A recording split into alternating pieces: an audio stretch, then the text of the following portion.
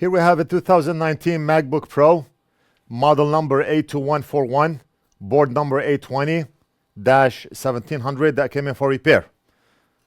We already disassembled the board and it looks something like this. Let's go over what the customer wrote and we'll take it from there. The customer wrote, Apple looked at it and said it has corrosion on the motherboard. I looked at it and did find cap C9090 blown. Cap was removed, still no go. Looks like 3.3 volts is present, but nothing else. Also looks like it dead short on 5-volt rail, but I could be wrong. So it looks like the customer already disassembled. He looked at it, he removed the capacitor. God knows what type of Hiroshima we're gonna find on the board.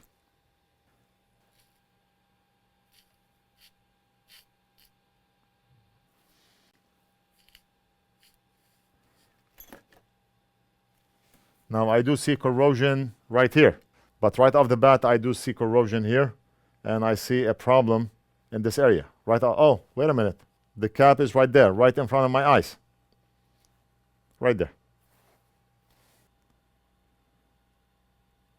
For a second I thought that this was a wire. We do have corrosion here. This cap does not look good, and this cap was totally removed. I have the board view diagram open, and we're gonna search for C9090 right there. So the cap is right here, exactly where I have it under the microscope. So this cap does connect with U8800. We do have that chip in stock.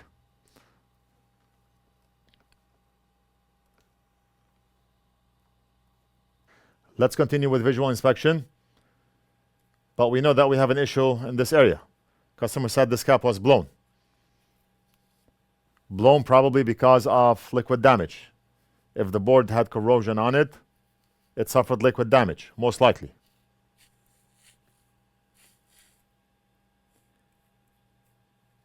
Corrosion may not be liquid damage in some cases, but who knows?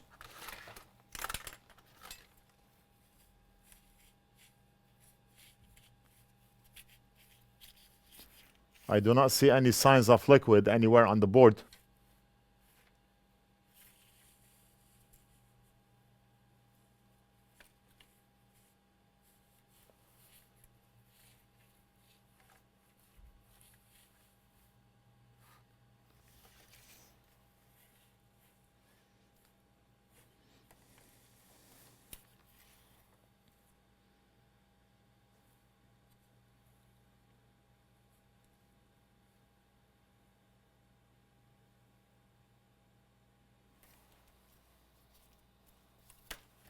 Flip the board.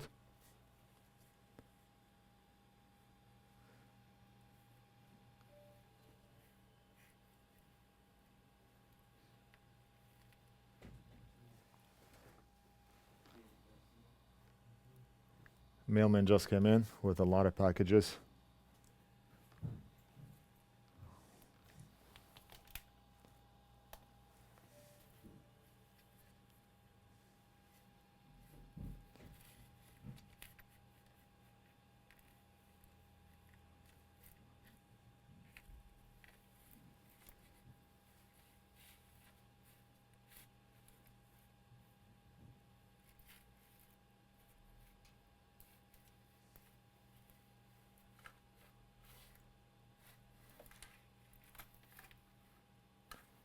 I mean, the board looks mint. So we're gonna have to focus on that specific area. The customer said he measured for a 5-volt short. Oh, look at this. Look at this. ELC 180. We do have that chip in stock. It's not the first time we change it on this model.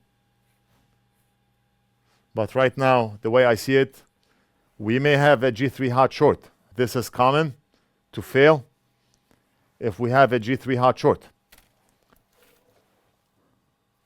which is the main power rail. Let's go over to our board view diagram. We're going to go to nuts and we're going to search for G3H. Right there. PP bus G3H. I want to measure to see if we have a short circuit on this line. And where can we measure? A lot of places. Flip the board and let's measure all the way on the top left. And we can probably measure right here or here, the far end caps. So let's test any one of those caps that links to G3 hot and see if we have a short circuit, meter in diode mode. And we're going to measure right here. And look at this, a 0.00 voltage drop short. Ohms mode. We have a dead 0 ohm short. And we have ground right here, which is 0. So we know for a fact that we have a short on G3 hot. I knew it because I worked on a similar issue before with this chip here.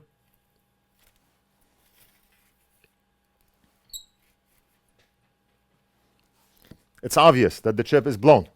Very obvious. Let's go ahead and remove the chip, replace it, and we'll measure again. I'm not going to go under the thermal camera, inject voltage, check for a heat spot. I do not need to do that. It's obvious that the chip is blown. Now, if that chip was not blown, then we would check under a thermal camera to see where the heat is coming from. But we do not need to do that here. I'm going to mark pin number 1. It's that tiny dot on the chip. It's on the top. Thank you, man. FedEx also came in. More stuff to add to the pile. UPS still did not come in. So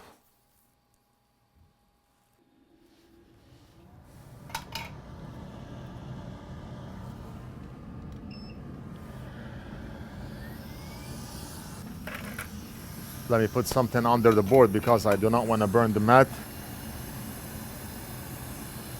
And the mat is already burned, but I do not want to burn it further. Not because I want the mat to look beautiful, it's already burned, but because of the smell. When it burns, it releases that smell. It cannot be healthy.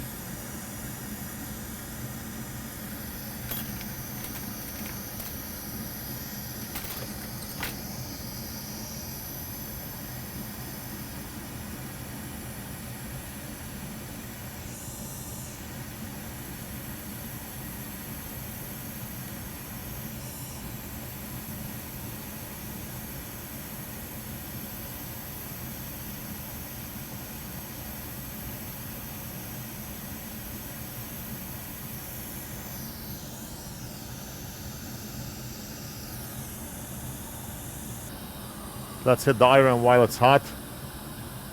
We're gonna prep the pads. Wick old solder. And of course, we're gonna have to use our anti-glare light. You see how comfortable and clear everything is under the NorthridgeFix microscope? I mention it in every video. We're gonna turn the ring light off, anti-glare light on, and no more glare. Glare disappeared.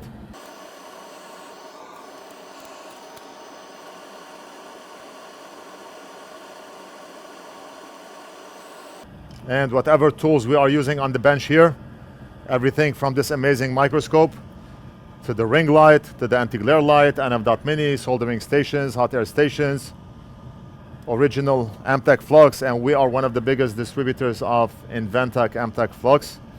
Braid wick, tweezers, brush, we carry and sell everything.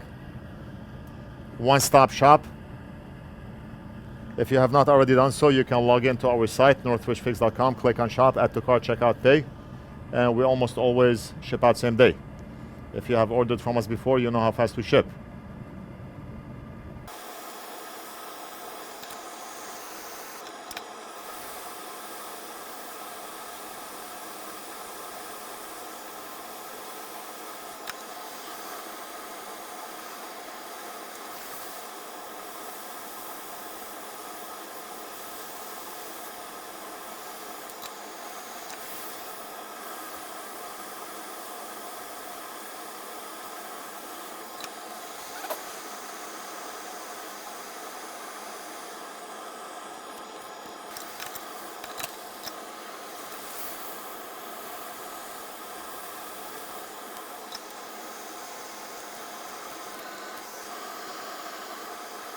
So before we solder the chip, let's check for a G3 hot short. We're gonna have to replace the chip anyway, but it will only take a second to measure.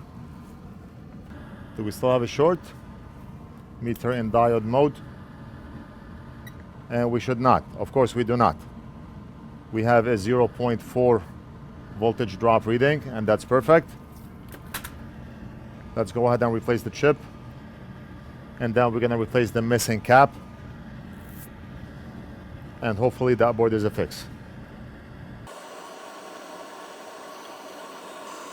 So I have a brand new already rebolt chip. And before we solder it, what is this here?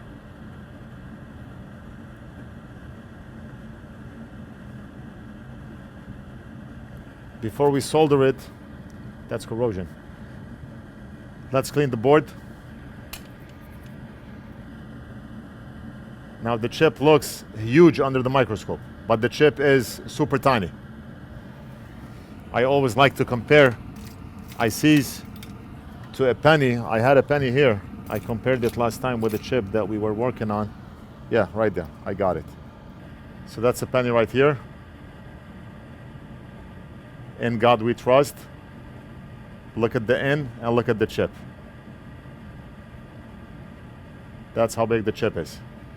And that chip has how many solder balls under it? 4 times 6, 24. Let me put the chip on the side. We're gonna use the NorthridgeFix brush, 99% isopropyl.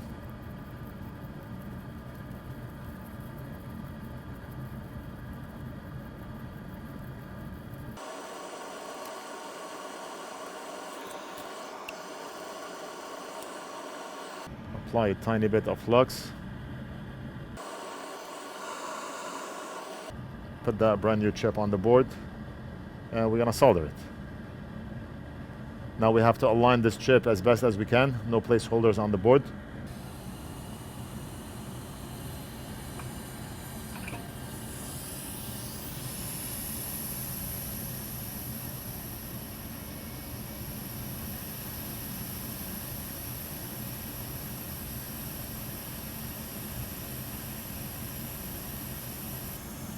If I move my tweezer, the chip did make a solid connection. And now we can reflow and tap.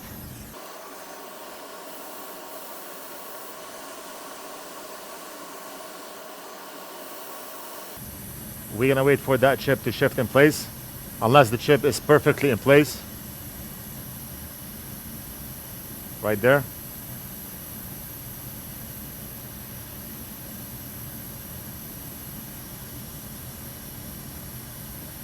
And the chip is soldered on perfectly. We pushed on the chip and it pulled back. Perfect. A lot of things on my bench. Big Boss just put a PS5 motherboard, and he put a 4090 video card, and he put a Nintendo Switch motherboard, and God knows what we have here. We'll see.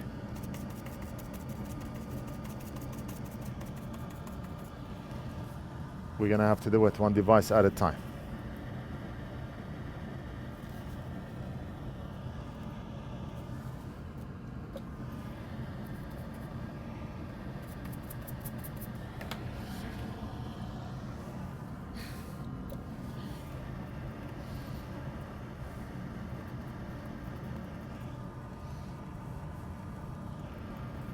Let's go ahead and measure for a short circuit again, even though we already did. But we're gonna do it after replacing the chip to make sure everything is good. And perfect. 0.38. The board is still hot. That number may still go up to 0.4. Now we're gonna flip the board and we're gonna replace that missing capacitor. Right here. And while at it, we can also replace this guy.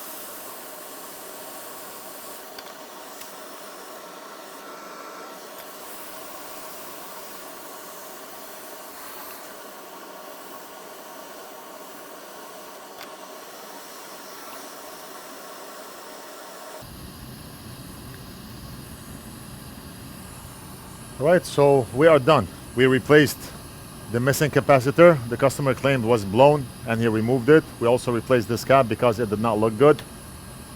One side was totally worn out. Even if that cap is good, it may fail in the future, so we just replaced it. And we also replaced the power IC from back of the board, which was causing a G3 hot short.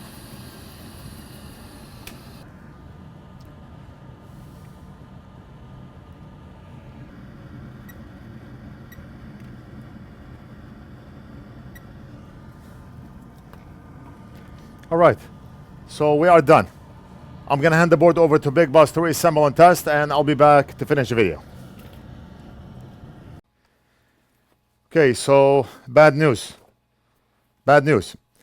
Good news and bad news. The good news is we got rid of the short, and now the laptop charges at 20 volts and not at 5 volts like it was doing before. Bad news is laptop did not power on. I inspected the board under a thermal camera and noticed a very sharp heat spot at the NAND chip. So I asked Big Boss to disassemble the board again. I wanted to check on the NAND line. I should have done that before. So heat was coming from here, this and this, both of them. And the work that I did was on back of the board behind the two NAND chips that are getting hot. Or maybe those two are getting hot and not the one on the back, but heat was coming from this area. So I went back to my work to check if everything is good. I went to measure for the 2V5 NAND, which is right next to the chip that we replaced right here. We can measure right here. We can measure here, we can measure here, and we can measure here. I measured, and guess what? A short circuit on the NAND. So if we go here and we measure, ground here and 2V5 NAND here, 2V5 NAND here. Our NAND is shorting out. NAND chip is not something that you can just go ahead and change. There are firmwares associated with the NAND. You have to have exactly the same model NAND. NAND is married to the T1 or T2. And it's crazy how Apple engineers designed this in a way where it's almost impossible to replace a NAND chip on this board. No fix, unfortunately. We're gonna let the customer know. I hope you enjoyed the video. Let me know what you think. Leave it down in the comments. Don't forget to like and subscribe, and we'll do something else in the next video.